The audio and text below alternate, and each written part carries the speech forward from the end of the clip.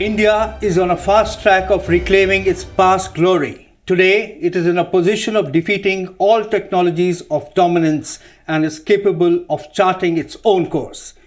Its participation in ASEAN, hosting G-20 on an unprecedented scale, only goes on to show Bharat's growing stature in international relations. Welcome to The Matrix.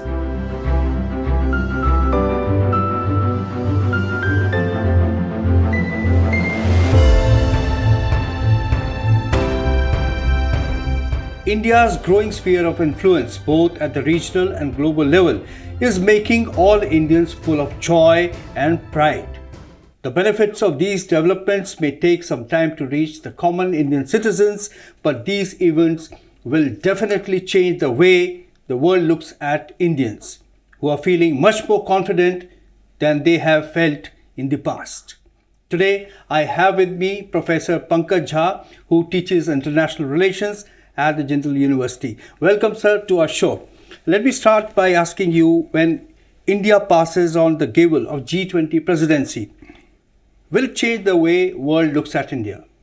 In fact, if you look into the last 10 odd years, the way we have really looked the global perspective and the world politics is quite different. Now, if you look into joint statements across, we address issues with regard to energy conservation, waste, managing waste, township planning and all those things, which technically means we are much more community oriented. We want to bring on board what exactly are the people requirement, the nation's requirement. Right. And this is one of the manifestations that we say, let's don't do the rhetoric part of it. Let's be more practical, where more and more countries, more and more people can be engaged into it. And this is what is called public diplomacy, or you can say a manifestations of public aspirations and public, what they really required for the future. And this is manifested all across. Mm-hmm. Professor Jha, Prime Minister Modi has brought in spontaneity and out-of-box thinking. Do you think that it has brought a new culture, warmth and effectiveness in the Indian diplomacy? I think one of the basic achievements, if you look into it, is the sincerity. That we are sincerity for the change, for the transformation that India should be ushering into. And this change and spontaneity with regard to personal equations, personal, hugging and giving that, assurance that India, which was in the past, is not so. There is a youth population, there is a youth bulge, there is a dividends with regard to progressive reforms which have been taking, and the country should come into it. Instead of made in India, we said make in India, right, which itself is a transformative, stance that we have taken. Right. Second, with regard to other issues that we feel that the South is very critical in bringing on board, and we believe that we can be a bridge between North and South. If you look into Prime Minister Modi's participation in G7 and again leading the G20, which means somewhere down the line he is trying to create that geopolitical equilibrium, that it should not happen. The countries which have the resources should become more and more poorer, and the countries which are harnessing those resources, particularly in the West or developed nations, should become more richer, because otherwise there will be inequalities, and which is not good for the sustainable development and transformation across regions. Yeah, he also, in his interview, also spoke about how, the growth should not just be GDP oriented, it should also be looking at common people on the ground. Now let me ask you, sir, that how has India's strengthening of its security, which is a very important element, both internal and external, how has it contributed to India's strong positioning on the world stage?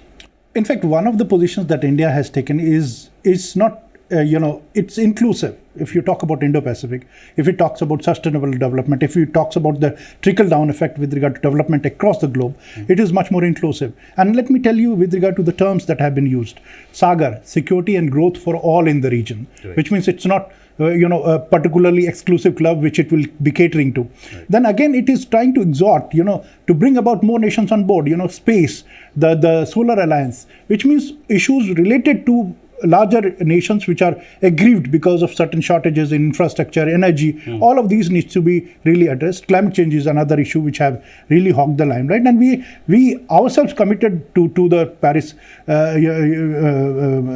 protocols with regard to it, and which shows that we can also lead in this context, and therefore lead by the example. And this is what India is doing, because if you look into 1950s, we were the leader in terms of global politics, setting the narrative. Again, we are reasserting ourselves at the global fora. Sure.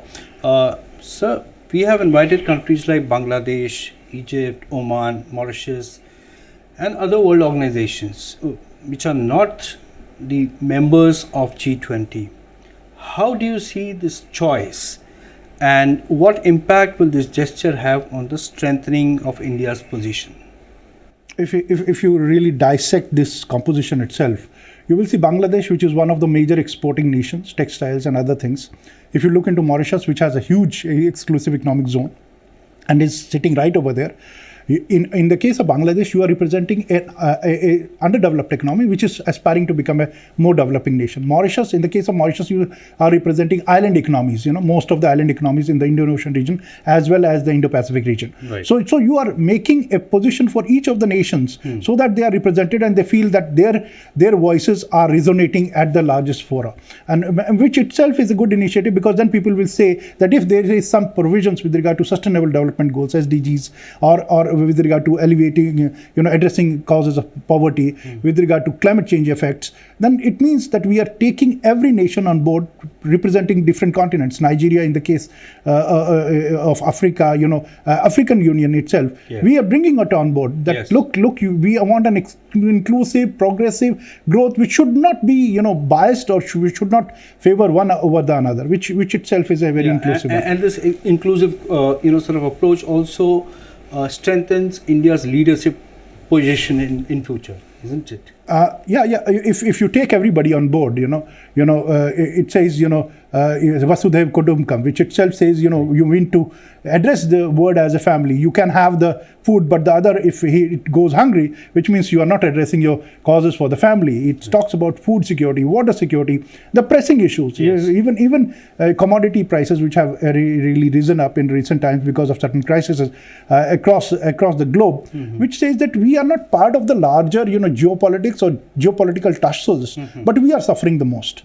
And therefore, it brings to the fore that what should be the role that the global South should play. Should we get into the war mode, or we should get back into the post-pandemic mode, which is more of reconstruction, rehabilitation, and building up the economies.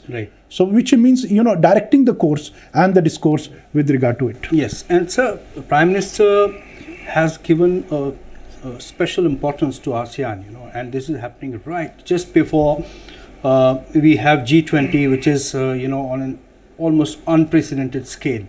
We have so many world leaders coming in and converging in New Delhi. How do you see this? Is it an act of balancing the regional concerns and the global concerns? I think if you look into India's position, it has become an indispensable power, indispensable narrative maker. If you look into BRICS expanded. You got 6 more members, which is now nearly 10. Then you got G7, then you got ASEAN, and East Asia Summit, again, 16. East Asia Summit is dialogue partners and all those, which brings about a lot of heft, I will say strategic heft into the thing. Now, India is playing all in between. It's a chessboard. And India, even though it had not that kind of resources that you talk about it, but then it is bringing on board that, look, these are the issues we really need to work on. Critical technology, space, on cyber architecture, it talking about digital public, infrastructure, because if you want to bring about more people on board, you want to bring better sustainable financial architecture, you need to bring more and more people on board. More importantly, G20 previously was talking something about audit institution, more synergies in monetary and fiscal policies. Now it's much more, apart from central bank, it's the leaders who are taking note of what needs to be done. Yes, that is very important. Debt restructuring, climate change. Yes. So, like you said, India is everywhere now, and it is also influencing the narrative, the global narrative, which makes India in a very unique and a very strong position, isn't it? Yeah, of course. instead of being a passive looker, if you can suggest certain things, even if you suggest 5 ideas, 4 of the ideas are very resonating at the global level, which means there is some kind of an idea factory which India is coming. Sure. Given the fact that we are one of the brightest minds on earth, with regard to software, with regard to education, knowledge, at least I should take this thing that India should be providing the ideas, innovation, how to gel together, coordinate and collaborate. Absolutely, India has ideas. That's true. But sir, tell me, it's a very significant thing which is happening that during the G-20 summit on this, India has also scheduled bilaterals with the US. What outcomes do you really see coming out of that, bilateral? If you look into following this, thing with regard to, very recent visit to Prime Minister Modi to US, much of the things has already been discussed. But there are a few of the follow-ups which is really required. First of the thing is that how to get the US engines, F414 and integrated with the Tejas Mark II sort of development. Also looking into the maritime security domains, because US has proposed Indo-Pacific Maritime Security Domain Awareness Initiative, which many of the countries are resistant to joining it. But if they join, it will create a bigger and more robust financial maritime architecture. India is also looking into how to develop a more consensus on maritime security issues.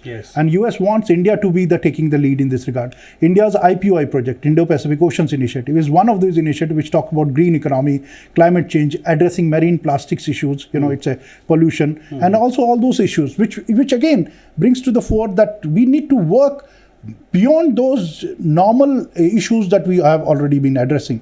Security can be from hardcore security, but non-traditional security is equally important.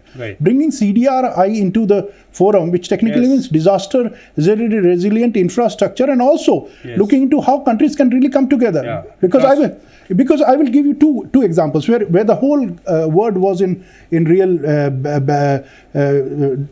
bad shape because they don't know how to do it. Tsunami 2004 was one. Second, the missing of the MH370.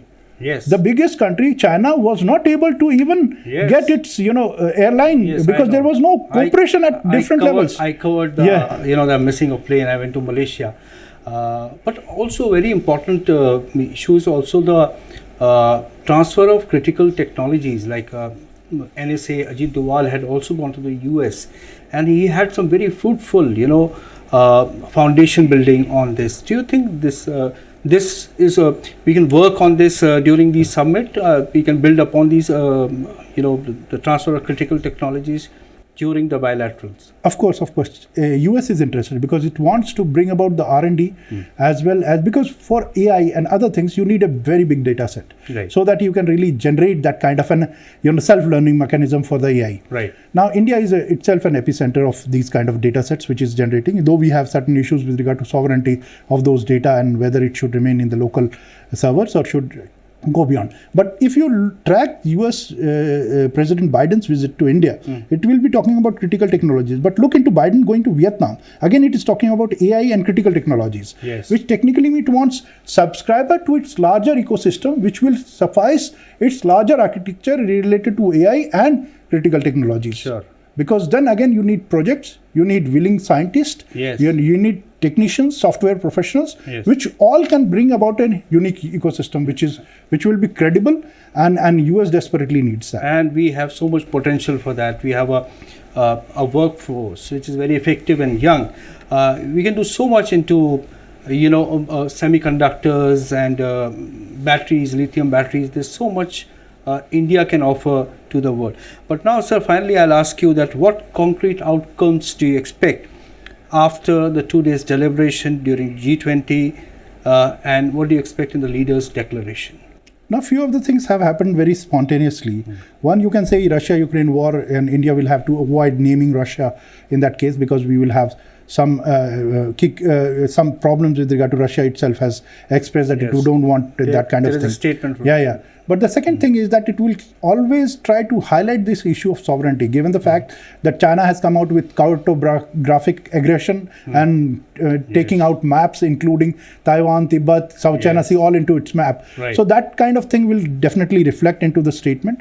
The second issue is food and water security, climate change, and the financing of it.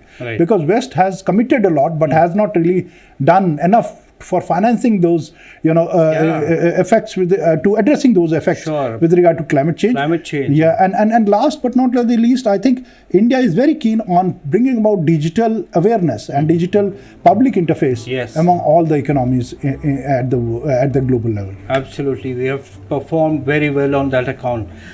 So thank you. Thank you. For coming to our studio. Sure. India is on a steady path of becoming a global leader. World experts of diplomacy and economy have excellent predictions for our country. If things go the way they are going, India can reclaim its glory, and we will definitely leave a rich legacy for the future generations.